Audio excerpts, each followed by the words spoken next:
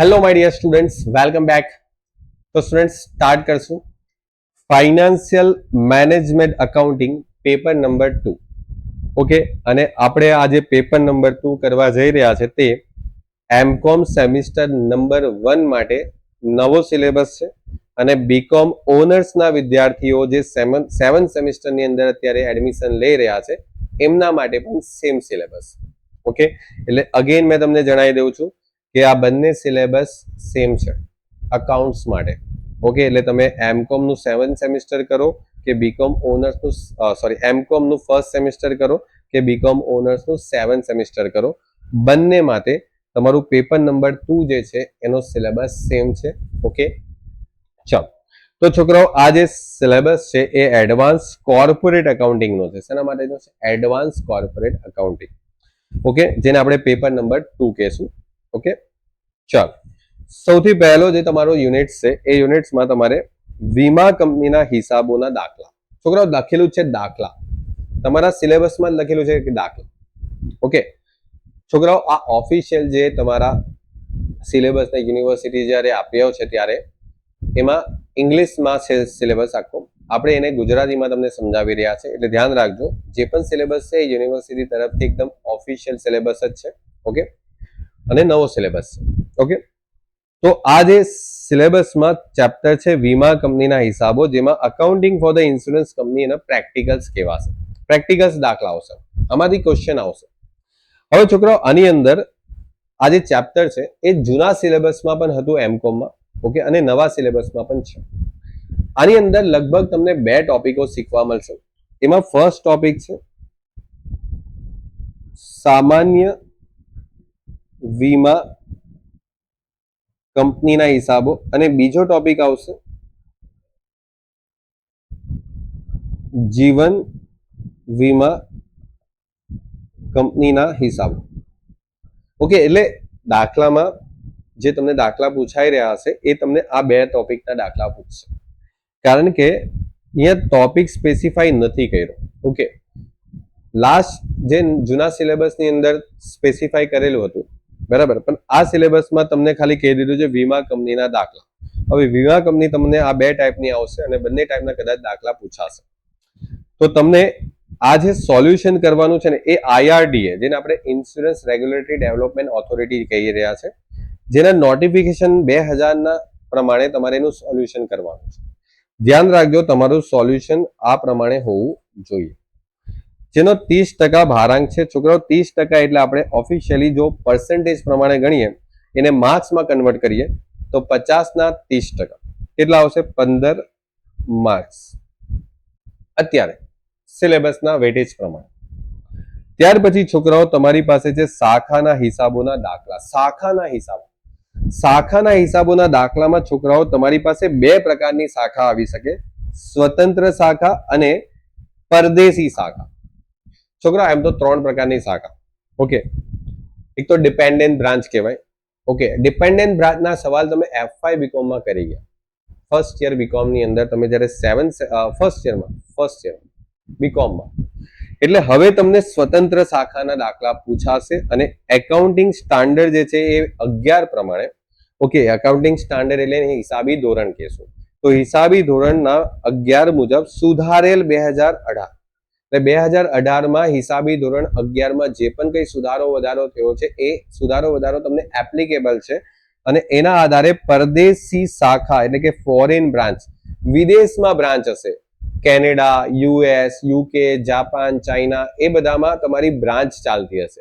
અત્યાર સુધી તમે FY BCom માં જે દાખલા કર્યા ને છોકરાઓ, એમાં તમારી જે બ્રાન્ચ છે એ ઇન્ડિયામાં હતી બરાબર, અને એ બ્રાન્ચ પાછી ડિપેન્ડન્ટ બ્રાન્ચ હતી.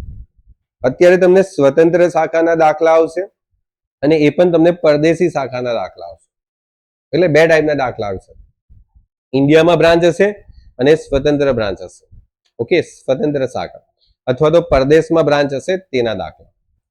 હવે છોકરાઓ એક ખાસ બાબત તમને દાખલામાં મતલબ સિલેબસમાં નોંધ આપેલી છે કે તમને જે વિનિમયનો દર છે, જેને આપણે ઇંગ્લિશમાં એક્સચેન્જ રેટ કહીએ, એ આપેલો હોવો જોઈએ. એટલે તમને હેરાન નહીં કરશે, વિનિમયનો દર તો આપવો જ પડશે તો જ દાખલા થઈ શકે. ઓકે, એટલે ધ્યાન રાખજો, મળી જશે તમને બધા દાખલા. 30% વેટેજ છે. હવે છોકરાઓ 30% વેટેજ ને મતલબ સમજો 15 માર્ક્સ નું વેટેજ થાય, બરાબર, 50 ના 30%. ઓકે, ત્યાર પછી છોકરાઓ ખાસ વસ્તુનું ધ્યાન રાખજો. હવે મૂલ્ય વૃદ્ધિ હિસાબી પદ્ધતિ. છોકરાઓ જૂના સિલેબસ ની અંદર, જૂના સિલેબસ એટલે કે જે જૂનો એમકોમ નો સિલેબસ હતો તેમાં આ ચેપ્ટર તમારું પ્રેક્ટિકલ દાખલા સાથે પૂછાતું.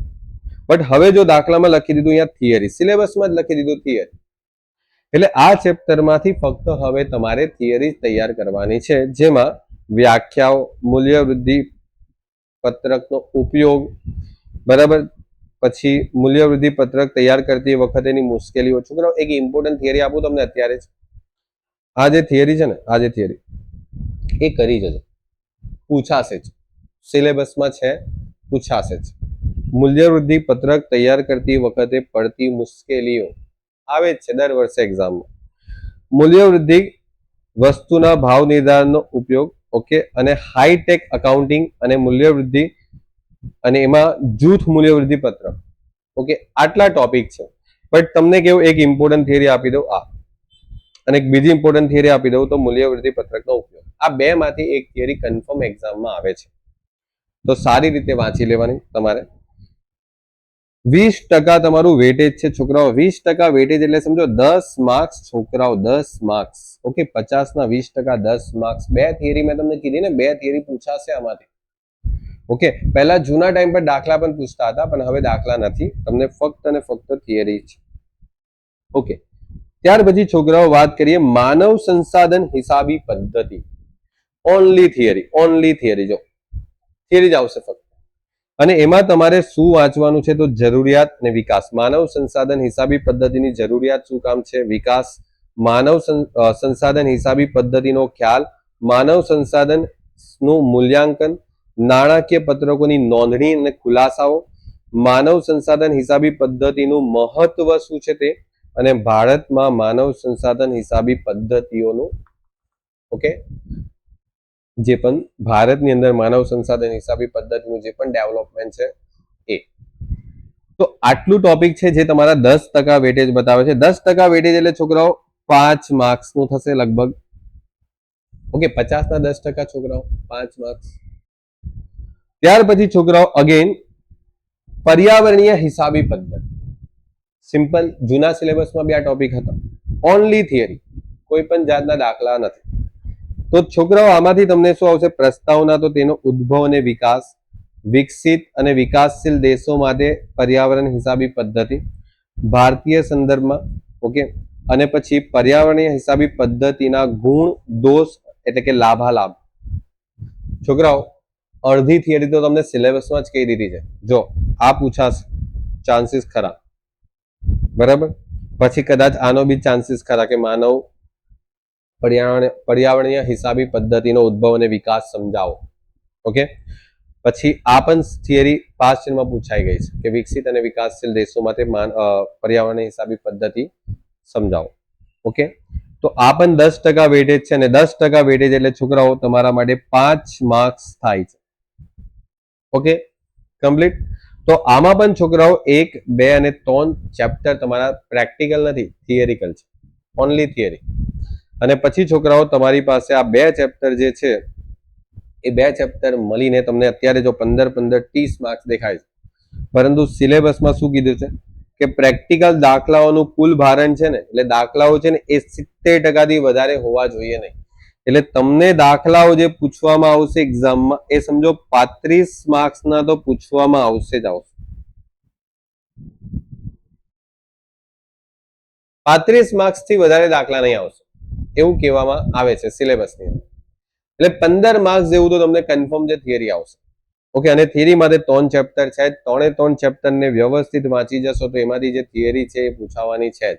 અને મેં તો અમુક થિયરી પણ તમને કહી દીધી કે થિયરી વાંચીને જ જવાની છે, ફિક્સ છે, બરાબર. કોઈ જ નવી એવું વાંચવાની જરૂર નથી આ સિલેબસની બહારનું. ઓકે, જે પણ દાખલાઓ છે આ બંને ચેપ્ટરના એ આપણે બધા તમને શીખવાડશું. યુનિવર્સિટીના પાસ ના દરેક દાખલાના જે ટોપિક છે તમને કરાવવામાં આવશે, પૂરેપૂરું ટોપિક. પાસ્ટ યરમાં પણ છોકરાઓ જૂના સિલેબસમાં પણ આ ચેપ્ટર હતા જ, એટલે એવું કંઈ છે નહીં કે નવો સિલેબસ કમ્પ્લીટલી આવેલો છે. જૂના સિલેબસના ચેપ્ટરને જ નવા સિલેબસમાં ટ્રાન્સફર થયું છે. ઓકે, બસ ખાલી એટલું હતું કે આ બધા ચેપ્ટરો જે સેમિસ્ટર 2 માં હતા એમકોમમાં એ તમને થોડા ઘણા બીકોમમાં 7th સેમિસ્ટરની અંદર અને એમકોમના ફર્સ્ટ સેમિસ્ટરની અંદર ટ્રાન્સફર થયા છે. ઓકે, એટલે બીજું કંઈ જ નવું કરવાનું નથી. ક્લિયર છે? તો છોકરાઓ આ થયું તમારું પેપર 2, જેમાં આપણે એડવાન્સ કોર્પોરેટ એકાઉન્ટિંગ શીખશું. ઓકે, ચાલો તો મળીએ છોકરાઓ નેક્સ્ટ લેક્ચરની અંદર. આપણે નેક્સ્ટ સિલેબસનો ડિસ્કસ કરશું, જેમાં પેપર 3 નું ડિસ્કશન કરશું આપણે. ત્યાં સુધી છોકરાઓ good bye and take care.